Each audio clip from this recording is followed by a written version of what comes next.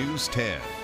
I just want you to see what these look like, right? Like, this is what the contracts look like with these like enormous redactions for some of the most important information that people would want to know. Tonight, Michigan Attorney General Dana Nessel calls on utility companies across the state to let the public be part of their proposed data center projects.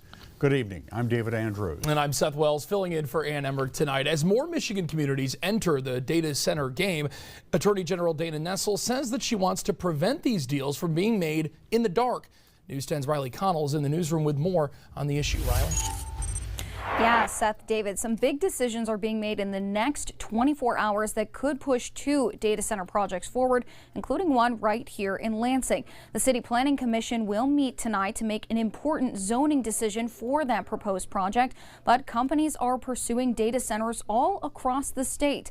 This map shows proposed data center projects that we've been tracking here at News 10. Centers in both Howell and Saline townships are being considered, along with Lansing's project introduced by UK company Deep Green. The city of Mason is also preparing for potential data centers with a new city ordinance. Attorney General Nessel is worried about the rush to sign on the dotted line. What concerns people the most is when you have that lack of transparency, and that's certainly what we have in this case. DTE Energy is looking for state approval to power a massive data center in Saline Township in partnership with big tech companies OpenAI and Oracle.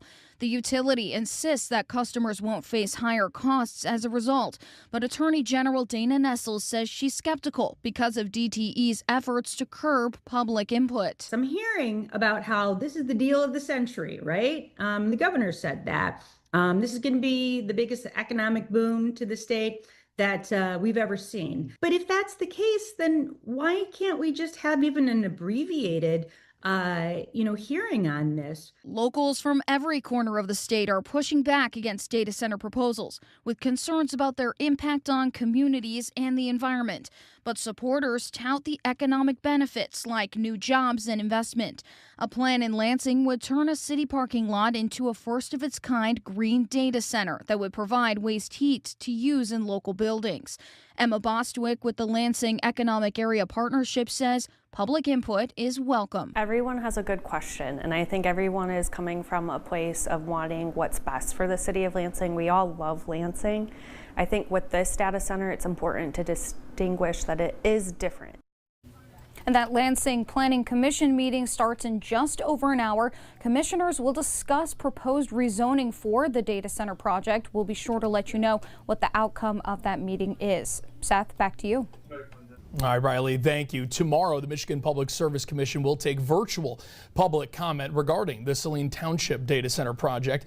The input will help the commission decide whether to approve DTE's contract request. A live look over Mason